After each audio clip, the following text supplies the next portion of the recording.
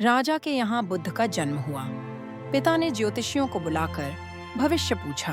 उन्होंने कहा, या तो यह सम्राट होगा और या तो यह साधु होगा। एक तरह से देखा जाए तो सच्चा सम्राट भीतर से साधु ही होता है। जब ज्योतिषियों की भविष्यवाणी राजा ने सुनी तो वे घबरा गए कि मेरा बेटा साधु हो जाए। ऐसा ठीक नहीं होगा।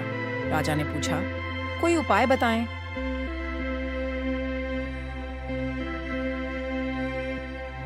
क्योंकि मैं चाहता हूं कि राजा का पुत्र राजा ही बने। ज्योतिषियों ने मैं कहा कि इसका लालन पालन व पूरा जीवन बड़ी सावधानी में बिताना होगा।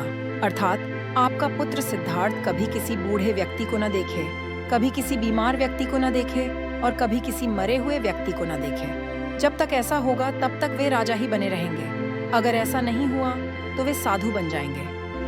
राजा शुद्धोधन ने अपने पुत्र सिद्धार्थ के लिए बढ़िया से बढ़िया, बड़े बड़े महल, अच्छे से अच्छा भोजन, दास दासियां और खाने पीने के सामान आदि वस्तुओं के ढेर लगा दिए। पिता ने पुत्र को सुख सुविधाओं में इतना उलझा दिया कि उसे बाहर का संसार याद ही नहीं आया। शुद्धोधन ने समझ लिया कि अब इतने सुखों के आगे साधु बनने का प्रश्न ही उपस्थित नहीं होता। वे निश्चिंत हो गए। राजा शुद्धोधन ने बिल्कुल पक्की व्यवस्था कर रखी थी कि उनका पुत्र सिद्धार्थ जीवन में कभी भी वृद्ध, बीमार और मृतक व्यक्ति को देख न सके, क्योंकि वे अपने पुत्र को खोना नहीं चाहते थे। सिद्धार्थ का जीवन ऐश्वर्य और सुख सुविधाओं में बीत रहा था।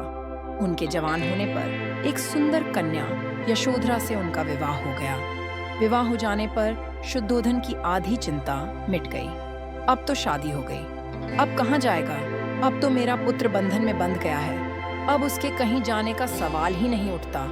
1 वर्ष बाद बेटे का भी जन्म हो गया। उसका नाम राहुल रखा गया। अब राजा शुद्धोधन को बिल्कुल पक्का विश्वास हो गया कि अब यह कहीं नहीं जा सकता।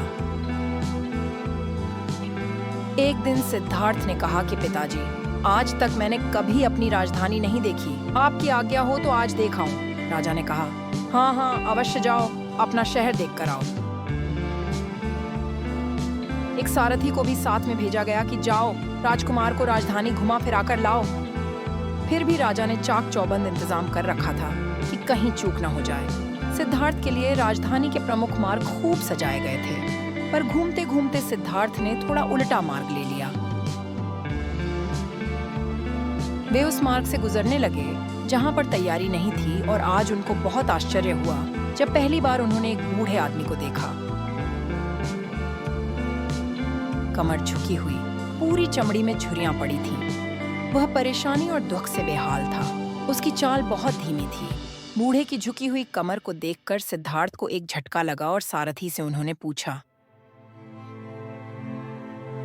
क्या एक दिन मैं भी बूढ़ा हो जाऊंगा?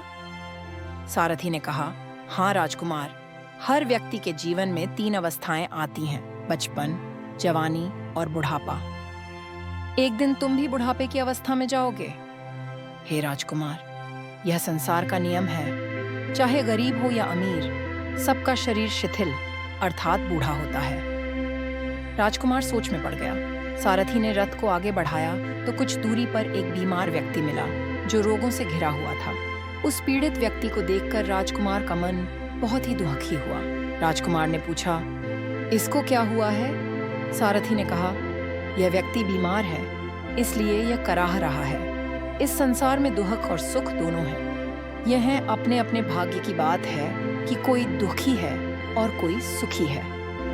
क्या मैं भी कभी बीमार हो सकता हूँ? सारथी ने कहा, आप यह विचार अभी छोड़ दें। समय बड़ा बलवान होता है। ये सारी बातें कर्मों पर निर्भर करती हैं। चाहे राजा हो या रंक, सुख दुख सब पर आते हैं। अगर शरीर में कोई रोग आना है तो वह आएगा। यह सब सुनकर राजकुमार सोच में पड़ गया। सारथी ने रथ को कुछ आगे बढ़ाया तो सामने से 4 कंधों के ऊपर एक अरथी को जाते हुए देखा। राजकुमार ने ऐसा पहली बार देखा था। उसने सारथी से पूछा, यह क्या है? यह आदमी मर गया है। यह मुर्दा है। जो व्यक्ति मर जाता है उसको बांधकर श्मशान भूमि में ले जाते हैं, फिर वहां पर उसे जला दिया जाता है। राजकुमार ने कहा, क्या सबको मरना पड़ता है? हाँ, सबको मरना पड़ता है। यह मृत्युलोक है। जो जन्म लेता है उसे कभी कभी अवश्य ही मरना पड़ता है। तो इसका मतलब यह हुआ कि ठीक इसी तरह से एक दिन मुझे भी मरना होगा। मेरी देह भी मुर्दा होगी और मुझको भी 4 कंधों पर उठाकर ले जाया जाएगा। मुझको भी ऐसे ही रस्सियों से बांधा जाएगा। मेरे भी आगे पीछे घर के सदस्य रोएंगे, तड़पेंगे और जिस संसार को मैंने इकट्ठा किया है वह सारा का सारा मुझसे छूट जाएगा। इसका मतलब यह हुआ कि क्या एक दिन मैं भी मर जाऊंगा? क्या एक दिन यशोधरा भी मर जाएगी? क्या एक दिन मेरा राहुल भी मर जाएगा? सारथी ने कहा, हाँ राजकुमार, एक दिन मैं भी मरूंगा, आप भी मरेंगे, यशोधरा भी मरेंगी और राहुल भी मरेगा, क्योंकि यह सब मरने के लिए ही पैदा होते हैं। उस रात सिद्धार्थ सो न सके। सोचने लगे कि क्या संसार में इतना दुहक है, रोग है, बुढ़ापा है, और ऐसे में मैं खा पीकर कैसे जी सकता हूँ? मुझसे नहीं हो सकता।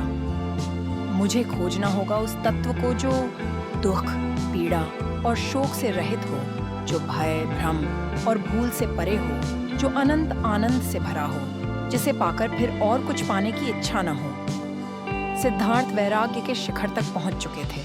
बस उसी रात को उन्होंने घर छोड़ दिया। सारथी से कहा कि नगर की सीमा से दूर ले चलो। नगर के बाहर पहुंचकर सारथी को लौटा दिया। फिर कई दिनों तक वन में चलते गए। एक घने पीपल के वृक्ष के नीचे आसन लगाकर ध्यान में लीन हो गए।